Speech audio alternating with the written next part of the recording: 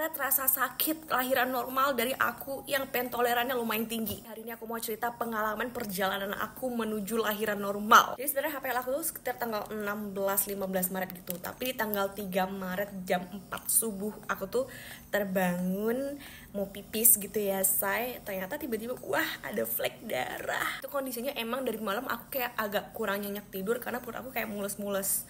Kayak mules-mules halangan, dan aku kira emang kontraksi palsu aja. Jadi kayak aku abaikan dan mencoba untuk tidur sampai akhirnya di jam 4 subuh aku mencoba pipis dan melihat flek darah itu. Lalu aku membangunkanlah suamiku dan menunjukkan ada flek darah. Dia langsung terbangun dari tempat tidur, terloncat, terus dia kayak, itu tandanya apa? Apa yang harus dilakukan? Terus dia kayak agak panik dikit ya kan. Dan santainya saya menjawab kayak, tandanya sudah mau lahir gitu, dengan slay, dengan chill. Karena rasa sakit aku tuh lumayan tinggi, jadi kayak mulus-mulus halangan biasa gitu, kayak ya udah aku udah biasa gitu, kayak nggak sakit sama aku. Jadi dalam keadaan kontraksi itu saya mandi di jam 5 subuh. Mandinya mandi keramas lagi ya kan, ready banget nih buat lahiran. Itu Red rasa sakitnya 1/10 karena kayak masih bisa ditahan banget, masih nggak kerasa, masih kayak oke banget. Aku masih bisa jalan-jalan, masih bisa yoga, masih bisa main jimbol. Akhirnya panik dikit karena darah flek itu kayak agak lumayan banyak. Aku kira kayak pendarahan takutnya kan. Jadinya aku ngechat dokternya dan dokternya tuh bilang kayak ke IGD aja. Akhirnya di jam 7 pagi aku OTW tuh ke IGD, sampai rumah sakit, terus ke IGD, terus diperiksa lah tuh bukaannya. Jadi kalau buat kalian yang belum tahu, cara mengecek bukaan itu adalah jari itu dimasukin ke vagina kita. Agak shock sih cara mengeceknya seperti itu. Red rasa sakitnya agak nyeri-nyeri dikit ya, 3/10 lah. Bidannya tiba-tiba dibilang bukaan 3 tipis ke 4 nih, OTW 4. Wah tiba-tiba udah 4. Banyak banget yang bilang biasanya kalau udah kontraksi dan bukaan-bukaan awal itu, apalagi anak pertama, pasti disuruh pulang dulu. Nah aku tiba-tiba bukaan 4, disuruh langsung kita langsung naik ke atas ya, ke ruang bersalin gitu, karena masuknya si bukaan 4 adalah bukaan aktif gitu, jadi sewaktu-waktu bisa nambah banyak gitu. Terus di infus sama aku nggak sakit sama sekali, 1/10 rednya. Terus sempet ambil darah dan sampel urin juga, ngambil darah juga nggak sakit, 1/10. Pokoknya bla bla bla, masuk di ruang bersalin itu start jam 9 pagi. 9 pagi itu kayak aku tidak merasa kontraksi sama sekali. Ada sih kontraksi tapi kayak tipis-tipis gitu aja, jadi kayak malah lebih sering yang waktu di rumah, yang waktu jam 4 subuh itu, daripada yang pas di rumah sakit. Sayangnya karena tensi aku lumayan tinggi, jadi aku tuh nggak boleh ngapa-ngapain, jadi emang harus disuruh istirahat aja, tiduran gitu, karena kayak takutnya tensinya makin tinggi. Terus aku kayak dikasih obat juga biar tensinya tuh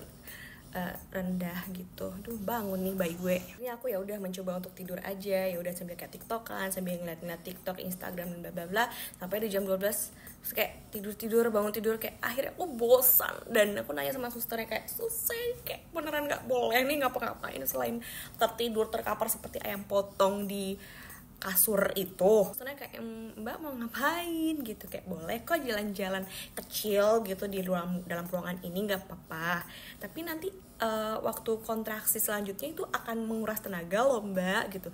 Dan kebetulan di depan aku tuh kayak di ruang sebelah tuh kayak ada yang lagi kontraksi berat kayaknya, jadi kayak teriak-teriak gitu, kayak daripada nanti mbaknya yang di depan habis tenaganya, jadi mending sekarang simpan tenaga mbak gitu. Alright gitu. Jadi ya udah aku mengalah untuk tidur aja gitu. Sampai lah sore hari, abis asar gitu, jam 3 jam 4 kayak aku sudah tidak tahan lagi, kayak ya udah aku ngemil sedikit sambil kayak melakukan gerakan-gerakan yoga yang naik turun, pokoknya yang bisa menambah kontraksi gitu, tapi tidak tertambah juga gitu kontraksinya. Masalahnya nih baik, saya tidur dia ikut tidur, bukannya mencari jalan keluar ya kan, udah ayo nak keluar gitu sebelum maghrib, tapi dia anteng. Sampailah mau menjelang maghrib ya kan, udah mulai mules-mules yang lebih sakit daripada yang sebelumnya nih, lebih terasa gitu. Red sakitnya sekitar 4,5/10, masih bisa aku tahan, masih bisa kayak hahaha dan masih bisa ngobrol. Telah dilihat bukaan 4/5 gitu say. Singkat cerita itu berlangsung terus sampai jam 8, jam setengah 9 malam orang tua aku datang, mama papaku datang ya, membawa kurma dan air zam-zam yang sudah didoakan dan untuk tenaga untuk aku mengedan dan kontraksi selanjutnya kali ya. Jadi terus gak lama setelah itu gelombang cintanya semakin kuat say. Red naik jadi 5/10. Jam 9 itu naik ke bukaan 6. Nah ini yang di bukaan 6 ini rate kontraksinya sudah mulai 7/10, karena di saat inilah kita mau mencret rasanya ya, kayak mules, kita tuh kayak mau mengeluarkan mencret yang benar-benar sakit perut banget, tapi tidak boleh diedenkan, tidak boleh dikeluarkan. Nah itu yang sakit, say. Sebenarnya kalau aku pribadi untuk red mulesnya tuh kayak masih 4/10 masih bisa ditahan, cuma menahan dia untuk tidak keluar, untuk tidak diedenkan itu sakit sekali. Semakin lama semakin naik ya, dari bukan ke 6 bukan ke 7 tuh. Di jam berapa ya, di jam setengah 10 kayaknya. Terus kayak aku tuh selalu bertanya setiap mau ngeden, setiap mau setiap kontraksi yang kayak mules mau pup, aku selalu nanya sama susnya kayak, sus sudah boleh ngeden belum? Kayak, belum mbak, sabar ya, sus sudah boleh ngeden belum? Begitu mbaknya bilang boleh, adalah surgawi. Padahal waktu itu aku baru bukaan 7, tapi sama mbaknya alhamdulillah boleh ngeden, saya. Terus aku ngeden lah kan. Nah itu rate-nya kayak naik jadi kayak 10/10 ya, sakit sekali.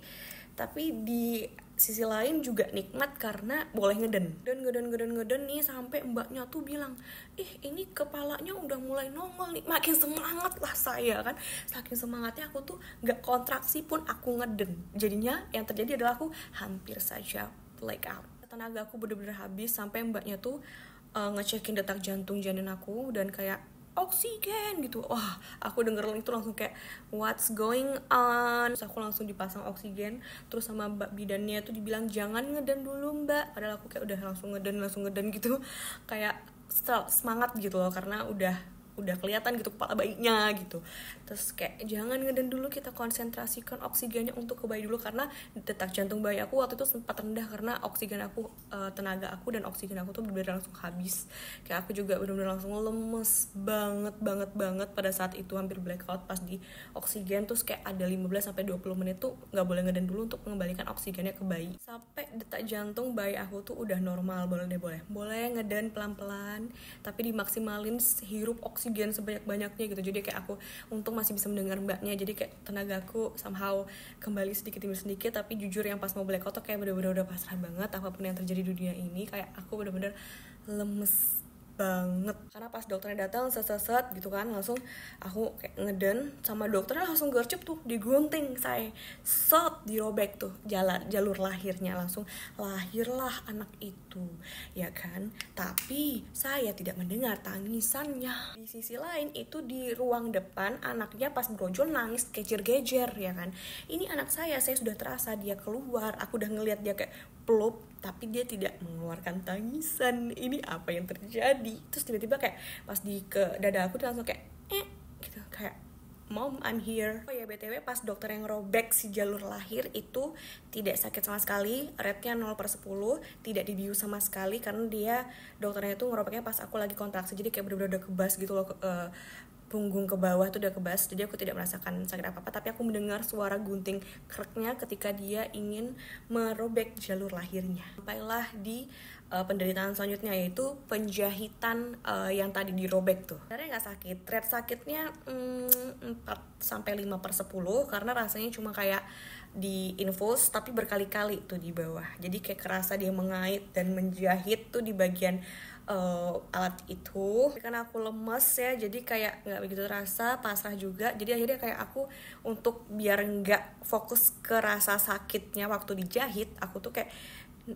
bersenandung gitu, kayak nana terus sambil kayak megang-megangin mbak bidannya, kayak aku mengalihkan pikiranku agar tidak terasa kalau itu lagi dijahit, karena kayak lumayan terasa gitu rasanya walaupun udah dibius, tapi biusnya belum sepenuhnya bekerja, sudah dijahit gitu. Jadi kayak masih terasa kayak cekit tuh badan aku, seberbadan sekujur badan itu kayak getar, kayak bener-bener tremor, padahal nggak dingin sama sekali. Itu pertanda kalau bener-bener lemes dan capek banget rasanya. Pas mau ke kamar nih ya kan kita pikir sudah selesai nih penderitaan itu, datanglah si bidan-bidannya kan, mengecek tuh apakah yang dijahit tadi ada pendarahan, apakah aku baik-baik saja setelah bersalin itu. Diceklah dengan cara memasukkan jaringnya lagi, seperti ngecek kontraksi saya itu, sambil membersihkan darah-darah yang ada di dalam rahim aku tuh.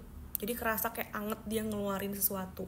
Itu rasa sakitnya gak bisa dibayangkan ya. Kayak lebih sakit dari lahiran karena kondisinya sedang habis dijahit ya, bius sudah hampir habis, masuklah itu tangan untuk ngecek kontraksi ya, tuh dibersihkanlah itu rahim saya. Sakitnya bukan main, lemesnya kayak udah tidak terlihat lagi. Apakah Anda berpikir hanya satu orang saja melakukannya? Tidak, 3 orang masukin tangannya ke sana. Udah lemes banget, yang tadi sekujur tubuh udah kayak menggigil banget, masih ada tindakan lagi seperti mengecek kontraksi, tapi kali ini nyerinya berkali-kali lipat karena bercampur dengan nyeri setelah dijahit saya. Tapi alhamdulillah itu udah penderitaan terakhir sih guys. Saya masuk kamar, aku langsung istirahat sampai pagi, jadi kayak bener-bener capek pol, pagi baru bisa beraktivitas dan hidup kembali setelah semalam bertaruh nyawa. Oh ya, aku lupa, aku air ketubannya nggak pecah, aku dipecahin sama mbak bidannya waktu aku bukaan ke-8, 7 ke-8 sih, waktu aku udah boleh ngeden itu. Nah itu ketuban aku udah mulai dipecahin. Aku udah ngerasa sakit yang banget sakit itu dari jam 8 malaman.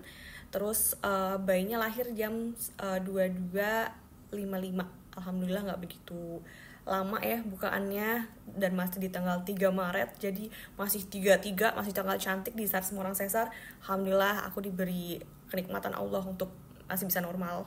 Ditanya trauma apa enggak, alhamdulillah enggak sih, tapi rasa sakitnya masih keingat nih, bahkan udah seminggu pas kelahiran masih keingat. Tapi aku tidak mengingat itu sebagai hal yang traumatik, tapi aku ingat itu adalah hal yang benar-benar experience yang amat sangat berharga bagi aku. Bener-bener kenikmatannya tuh hakiki sekali rasanya, kayak bener-bener kalau dijalanin Masya Allah sekali rasanya saya. Buat kalian di luar sana yang lagi hamidun dan mau mendekati HPL dan ingin lahiran normal, semangat. Harus banyak belajar atur nafas sama menyimpan tenaga, karena kalian bener-bener akan menghabiskan tenaga waktu saat ngeden. Itu sepele, ngeden tuh sepele tapi ternyata menghabiskan tenaga banyak banget.